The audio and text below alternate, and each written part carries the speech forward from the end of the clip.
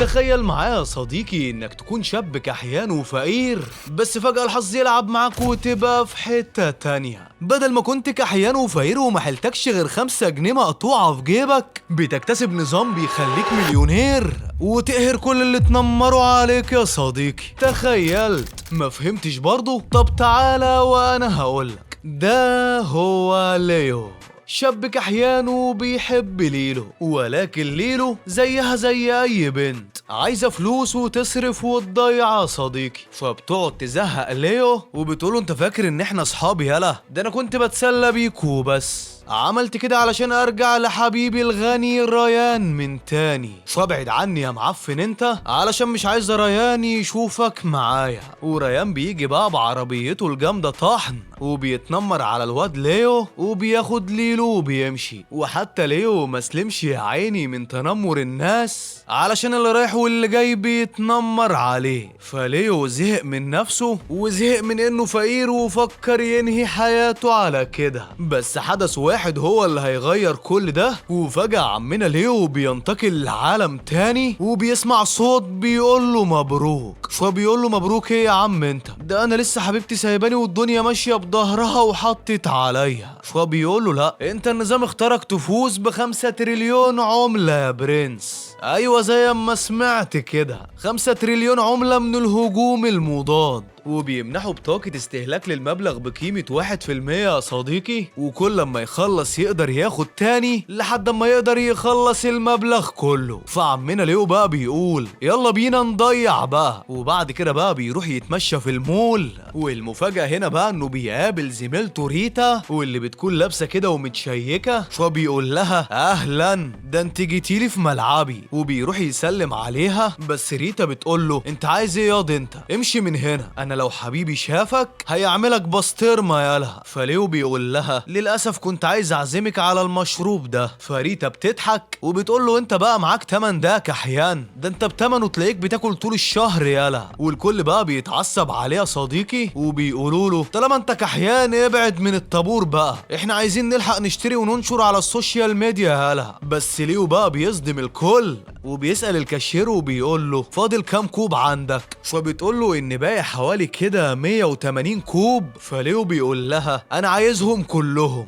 وبيقول للكل يلا مشروبات ببلاش للكل. ومش عايز اقولك بقى الكل بيكون مصدوم قد ايه، والبنات اللي كانت بتشتم فيه بقت بتكراش عليه يا صديقي. فبتزيد شعبية ليو بنسبة 15%. وبعد كده بقى ليو بيروح يقول لليلو انا عايز منك خدمة. وريتا بتقول له خدمتك ام احمد يا سيدي الناس، امرني بس. فليو بيقول لها انه محتاج مساعدة على تضييع الفلوس دي. وفي الوقت ده بتكون ليلو هي وريان بيشتروا حاجات غالية، بس ريان بتكون ميزانيته محدودة وبيقول لها مش كفاية كده. بس ليلو بتعرفه ان هي نفسها في الشنطة دي، بس ريان بيرفض. ولكن وهم راجعين يا صديقي بتتفاجئ بليو الكحيان في القسم ده. فليلو بتقول له حلو، اما روح بقى اخرج غضبي على الواد ده. وبتروح تقول له انت يالا ما عندكش دم، بتمشي ورايا ليه؟ هو انت عايز نخلي ريان يضربك ولا انت بتخلي البنت دي تصرف عليك؟ فليو بيقول لها انت عايزه ايه يا بت؟ هو احنا مش انفصلنا وخلاص؟ انا جاي اشتري شنطه جديده لحبيبتي ريتا. فريان بيجي وبيضحك وبيقول له انت عبيط يالا، هو انت عارف الشنطه دي بكام؟ فليو بيقول له مفيش حاجه تغلى على ريتا يالا. فليلو بتقول له انه شكله كده اتجنن، ما هو اكيد يعني مش في كام ساعه بس هيختني، انا متاكده انه كذاب. وليو بقى بيقعد يغيظها وبيقول لها ان هي كانت هتكون مكانها. فريان بيقول له يلا انا قاعد اهو مستنى اشوفك بتشتري. فليو بيسال ريتا وبيقول لها في حاجه عجبتك ولا اقولك شنطه واحده قليله عليك يا حبيبتي؟ فبيندع على صاحبه المكان وبيقول لها انا عايز كل الحقائب اللي هنا. ومش عايز اقولك بقى الكل بيتصدم وبتعرفوا ان الفاتوره 11 مليون و300 الف.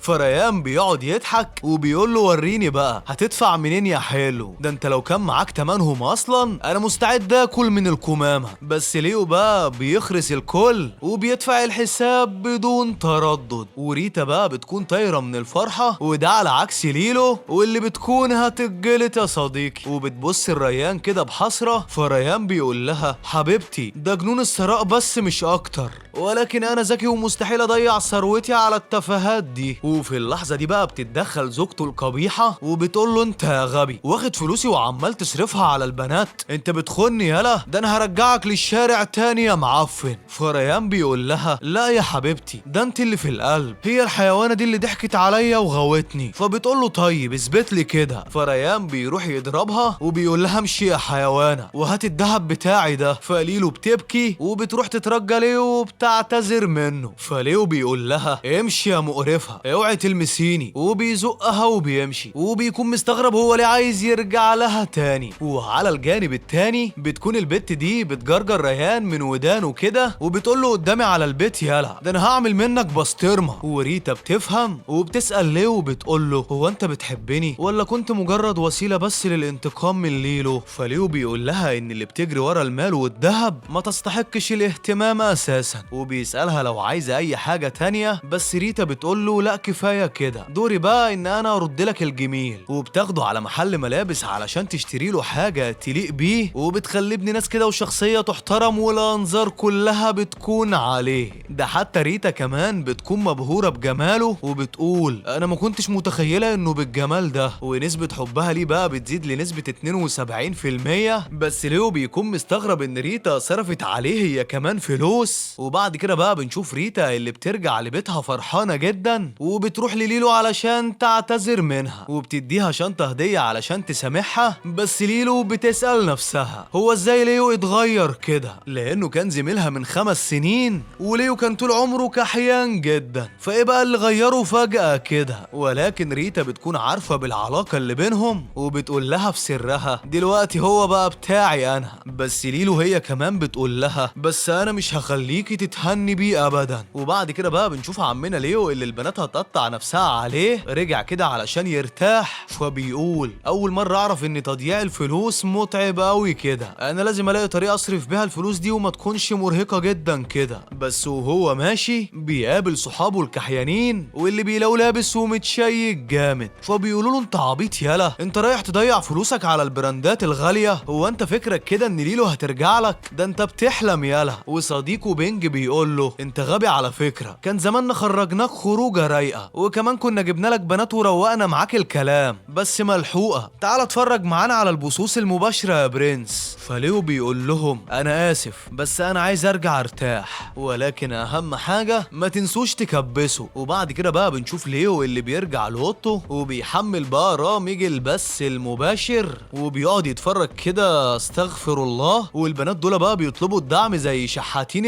ولا بلاش انتوا فاهمين يعني شغل كبسوا كبسوا والكلام ده. بس ليو بيكون ناصح وعارف ان كل ده نصب يا صديقي، وبيقول كل دي فلاتر بس اكيد علشان يضحكوا علينا. وفي الوقت ده بيكون عايز يقفل الهاتف وينام، ولكن بيلفت انتباهه شخص بيبعت هدايا كتير والبنات بقى بتقعد تشكره على الدعم وكده. بس بنعرف ان ده واحد من اتباعه واسمه شون، وبيعمل ده علشان يخلي الناس هم كمان يبعتوا لها الهدية. فليو بيستفزوا الوضع ده وبيسألها بعتيه علشان اكون اكبر الداعمين، انا عايز اكون في القمة مكان الراجل ده. بس البت بتقول له انت بتحلم، السيد شون ده بيصرف مبالغ خيالية. فليو بيشحن ولسه هيبعت لها بس الكل بيقول لها ده ليو صاحبنا الكحيان يا تشايا. فتشايا بتقول لا يا عم كحيان ايه بس، ده انا هدخل جولة ومحتاجة داعمين اقوياء، وبتطرده من غرفة البث يا صديقي. فليو بيستغرب وبيدخل غرفة بث تانية لبت اسمها كاترينا، وكاترينا بقى بترحب بكل الداعمين وبتبدأ الجولة مع تشايا اللي طردت ليو. بس تشايا بتسحقها وبتتقدم عليها بفرق عملاق يا صديقي، وبتبدأ كمان تنفذ عليها الأحكام وكده. بس ليو طبعا ما بيعجبوش الكلام ده وبيبدأ كده يبعت لها تنين.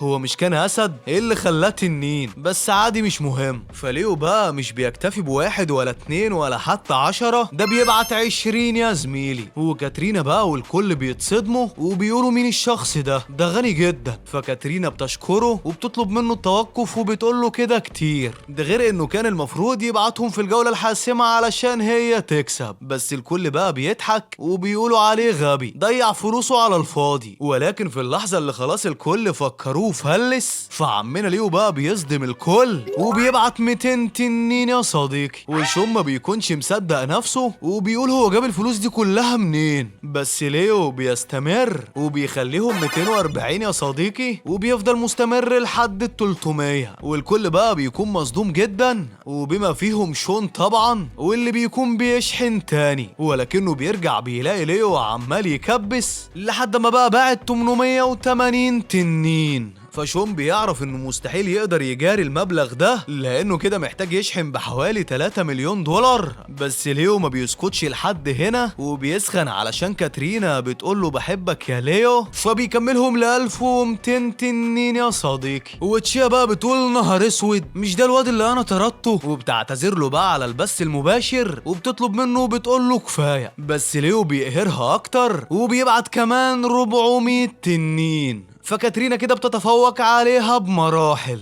وبتقول لها قومي يا بنت اتحركي كده وقولي ليو هو عمي وبس. وبيفضل البث كله يهزق في تشايا، وكاترينا بتكون عايزه تطلع تبوس ليو، فتشايا بتقول انا مني لله بجد، كان زمان ال 1600 تنين دول بتوعي انا، هي دي ايدي اللي كانت تتشل قبل ما اطرده. ولان ليو صرف حوالي كده 24 مليون دولار، فحسابه اصبح ملكي وموثق يا صديقي، وبقى ليو في كال خلاص. فليو بيلاحظ ان طلبات الصداقة بتجيله بالالاف، لا والكل بيطلب يكون صديقه وعايزين يخرجوا معاه كده، وبما فيهم تشايا واللي بتتنحنح كده وبتقول له انت ليه خرجت من البث، انا زعلانه منك. على العموم انا عندي تصوير يوم الخميس، فايه رايك اعزمك على الغدا ونقعد شويه انا وانت، انا معجبه بيك. وبتقول في سرها يا رب يقبل الدعوه دي ويكون صديقي علشان يدعمني انا كمان. وتشايا بقى ما بيجيلهاش نوم من حسره ال 1600 تنين اللي راحوا عليها دول. وبعد كده بقى ليو بيفوق من نومه على مئات من الرسائل، واصحابه بيقولوا له ايه يا عم يلا قوم علشان نروح نفطر سوا. بس ليو بيضحك وبيقول لهم انه معزوم من امبارح على الفطار، فالكل بيتجمعوا وبيقولوا طيب نلحقوا بسرعه بالليل علشان يعزمنا على العشاء. بس ليو ما بيديلهمش اي اهتمام،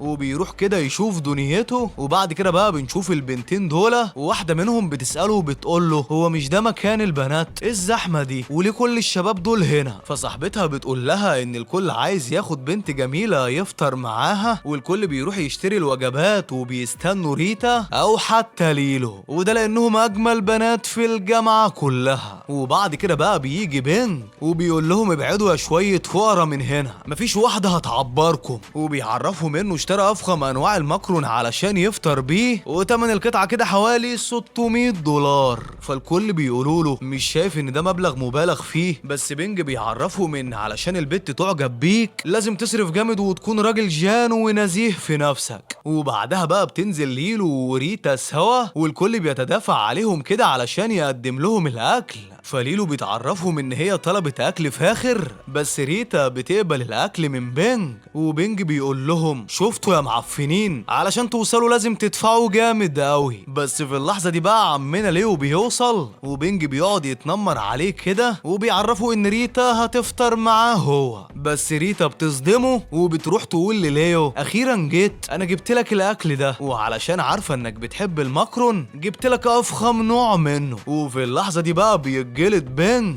وبيقعد يبكي في الزاويه يا صديقي. والاكل بتاع ليلو بقى بيوصل، وبتاخده وبتروح برضه لليو، وبتعرفه ان هي اشترت له الاكل ده مخصوص علشان تفطر معاه، لانه كان طول السنين دي بيجيب لها الاكل على حسابه، وبيكون عارف ان هي عايزه تحور عليه يا صديقي. وبيقول لها ابعدي كده احنا مش انفصلنا. فريتا بتكون مبسوطه انه زقها علشانها، بس برضه ليلو بتكون مبسوطه وحاسه كده انه لسه بيحبها، والاتنين نسبه حبهم ليه بتزيد اكتر يا صديقي. فليو بيستغرب وبيقول ايه ده انا بهزقها يا جدعان. ولكن برضه ليلو بتاخد الاكل وبتحاول تاكله غصب عنه، والكل بيكون هيتجنن ان البنتين بيتخانقوا عليه هو. المهم بقى بنرجع لليو اللي بيقول لهم شكرا ليكم، هو انتم عارفين اني ضغطت على الهاتف امبارح 1600 مره، انا ايدي وجعاني قوي يا جدعان. فريتا بتقول له ولا يهمك انا هاكلك يا حبيبي. والكل بقى بيكون قاعد يتفرج ومش عارف هما بيحلموا ولا ده فعلا بجد، والصحفيين بيصوروا وبيقولوا يا ابن المحظوظه يا ليو. وفي اللحظه دي بقى بنج بيغمى عليه من الصدمه، وبيقول يا خساره الفلوس اللي دفعتها على الفاضي دي، وبتيجي الاسعاف تاخده يا صديقي. بس ليو بقى ما بيكونش مهتم اصلا، وقاعد بياكل ولا في دماغه. والخبر بينزل بقى كده في جريده المدرسه، والكلام بيكتر على ليو يا صديقي صديقي. فالكل بيكونوا مستغربين ليه وجاب الفلوس دي كلها منين، ده صرف ملايين على البث وملايين في المول. والكومنتات والمجتمع بقى ما بيكونش عندهم سيرة غير ليو، فالكل بيقولوا الحق انت ترند يا معلم، ده كل الناس بتتكلم عنك وعايزين يعملوا معاك لقاءات صحفية. وليو بقى من صدمته بيتف في الاكل وبيقول نهار اسود، انا شكلي افورت حبتين صح؟ فبيجري بسرعة وبيسيب الكل. وريتا بتقول لهم منكم لله بوظتوا كل حاجة. وبعدين ليو من الاغنياء البسيطين مش ملياردير يعني. وبتقول لليلو كل ده بسببك انتي، علشان احنا كنا هنروح ناكل عادي ومحدش هيحس بينا. بس ليلو بتقول لها ان هي مش هتخليها تاخد منها حب عمرها. وفي الوقت ده بيكون ليو مستخبي ومش عايز يلفت الانظار ليه، ولكن بيجيله رسائل من تشايا يا صديقي، واللي بتقوله ان هي هتوصل المطار النهارده. وبتساله وبتقوله ينفع تيجي تاخدني؟ فليو بيقوله ماله، اهي فرصه نصرف فيها شويه فلوس، ده غير ان كان نفسي اشوف شكل تشايا دي من غير فلاتر. وبعد كده بقى بيروح على المطار فعلا، وبيقول يا ترى هيكون شكلها ايه من غير الفلاتر.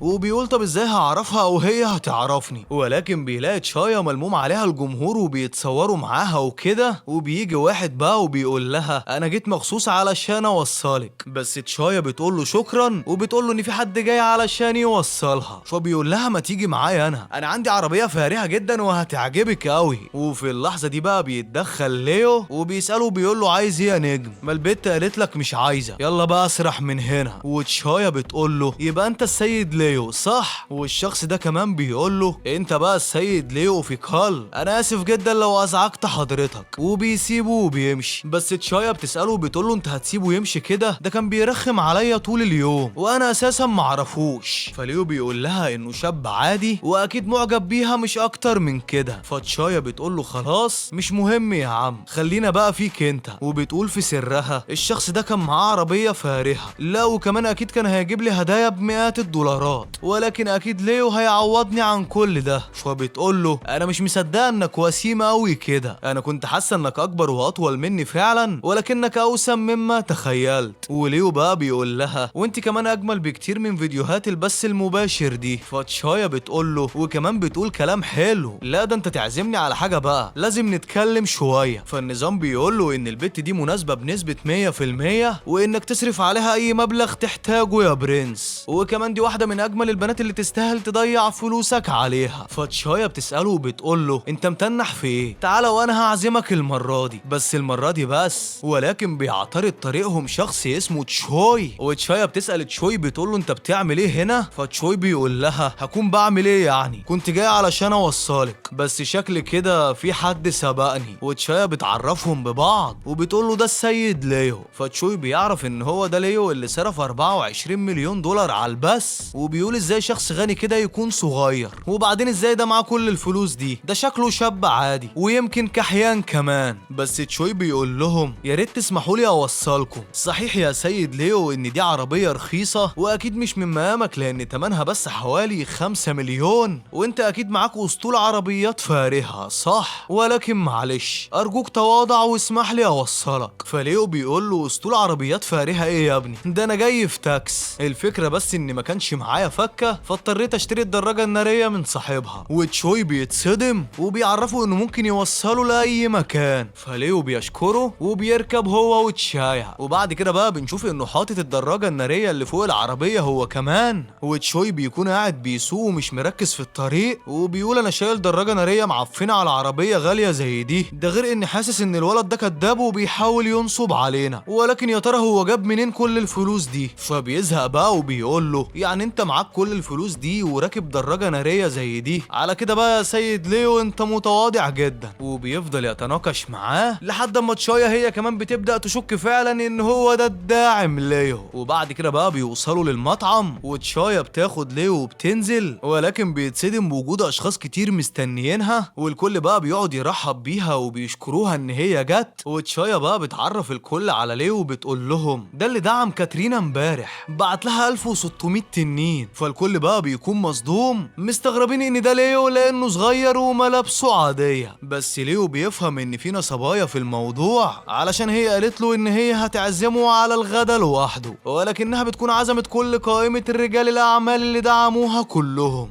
بس واثناء ما هم بياكلوا بيبداوا يتكلموا كده عن بس امبارح، وفي واحد من رجال الاعمال اسمه ديفيز بيساله بيقول له انت جبت الفلوس دي كلها منين؟ ما هو واحد صرف 24 مليون في ليله، اكيد ثروته اللي وصل لها اكتر من مليار. بس انا اعرف رجال الاعمال اللي في البلد دي كلها اللي ثرواتهم تتخطى المليار، وعمري ما سمعت بصراحه بحد اسمه ليو. امال انت بقى ايه سبب ثروتك؟ فالكل بيقولوا له معاك حق، ده شكله نصاب كده وبيحور علينا، علشان ما فيش شخص غني بيجي معاه دراجه ناريه وكمان ملابس مقرفه زي دي. وبيسالوا تشايا وبيقولوا لها انت متاكده ان هو ده السيد ليو؟ فتشايا بتقول لنفسها انا متاكده ان هو ده السيد ليو لانه معاه نفس الحساب اللي كلمته عليه امبارح، وبعدين انا مش مهتمه للبسه زي الاغبياء دول، علشان ليو ده بالنسبه لي هو جهاز الصراف الآلي الخاص بيا، ولكن هتمنى ان فلوسه ما تخلصش منه قبل ما اوصل لكل احلامي. فرجال الاعمال بقى بيقولوا له انت كداب وفقير، ايه اللي مقعدك معانا؟ هو انت فكرك ان حد مننا هيخليك تركب عربيته الفارهه؟ محدش مسموح له يركب معانا الا الانسه تشايا وبس. والكل بقى بيعرض عليها انه يوصلها، بس ليو بيعرفهم انه فقير وكحيان ايوه، ولكن معاه دراجته الناريه ومش محتاج لحد يوصله. فتشايا بتبص له كده بحسره وبتساله وبتقول له يعني انت مش ليو بجد؟ بس ليو بيقول لها لا انا ليو، وعلشان اثبت لك اني مش كداب يا ست اتمني اي عربيه وانا هشتريها لك دلوقتي. فالكل بيقولوا له ايه يا بابا، ايه يا حبيبي، هي زريبه يا ابني؟ يا ابني انت كحيان، هتشتري عربيه منين بس؟ كنت جبت لنفسك يالا. والكل بقى بيقعدوا يضحكوا وبيتنمروا عليه، بس ليو بيكرر كلامه وبيسالها ايه عربيه احلامك؟ فتشايا بتقول له انا طول عمري بحلم اشتري عربيه فيراري. فليو بيقول لها طب خليكي هنا شويه وراجع لك تاني، ولكن بتفوت ساعه والتانيه ولسه ليو ما جاش. فبيقولوا لها يلا بينا، قلنا لك الواد ده شكله نصاب، انت اللي ما صدقتناش يا انسه تشايا. فتشايا بتخرج وهي زعلانه جدا، ولكن فجاه بيلاقوا نور قوي جدا بيخبط في وشهم وبيتصدموا انه ليو معاه اسطول من افخم العربيات في العالم. فتشايا بتساله وبتقول له ايه ده؟ فليو بيقول لها رحت اشتري لك العربيه الفراري اللي انت عايزاها، بس لقيتها رخيصه جدا مش ب 15 مليون حتى، فقلت اكيد ان هي مش من مقامك، لا علشان كده بس اتاخرت عليك. انا رحت افخم معرض سيارات في المدينه وهناك لقيت عربيات كتير جميله فجبتهم علشان تختاري منهم. فالكل بقى ما بيكونش مصدق نفسه ولا حتى تشايا، واللي بتقول له نعم 15 مليون قليل. وليو بيقول لها ان اقل عربيه في دول ب 25 مليون دولار. فتشايا بتختار عربيه لامبرجيني واللي سعرها بيكون اكتر من 30 مليون دولار يا صديقي. والكل بيتصدم ان ليو دفع المبلغ ده وبيقولوا لا مستحيل، ده صرف كده 50 مليون في يومين بس، على كده بقى ثروته كلها اكيد اكتر من مليار بكتير. وتشايا بقى مش بتكون مصدقه نفسها انه دفع لها المبلغ ده، لا وكمان من غير مقابل يا صديقي، وبتقول له ان هي هترد له المبلغ ده بس على اقساط وكده. فصاحب المعرض بيساله وبيقول له يا سيد ليو مش انت اشتريت العربيه دي لحبيبتك؟ طب وبالنسبه ليك مش عايز عربيه انت كمان يا باشا؟ وفي اللحظه دي ديفيز بيكون هيتشال وبيقول له انا اسف جدا اني شكيت فيك، انت اكيد راجل نبيل. لا والكل بيعتذر منه كمان يا صديقي. وديفيز بيقول له بما انك عايز تشتري عربيه فارهه ايه رايك تيجي معرضي؟ انا عندي معرض فيه افخم سيارات وبرضه هعمل معاك الصح. بس يا ترى بقى ليو هيقرر ايه بعد ما الكل اتنمروا عليه واستهزأوا بيه؟ ويا ترى هيعمل ايه في اللي جاي يا صديقي؟ عايز اقول لك بقى ان لسه في احداث كتير، وعلشان يوصلك الاحداث الجديده يبقى ظبط بقى الدنيا كده وروق الكلام واشترك في القناه وارزع بقى اللايك الجامد للفيديو، والاهم طبعا اذكر الله وصلي على النبي. اللهم صل وسلم وبارك على سيدنا محمد وعلى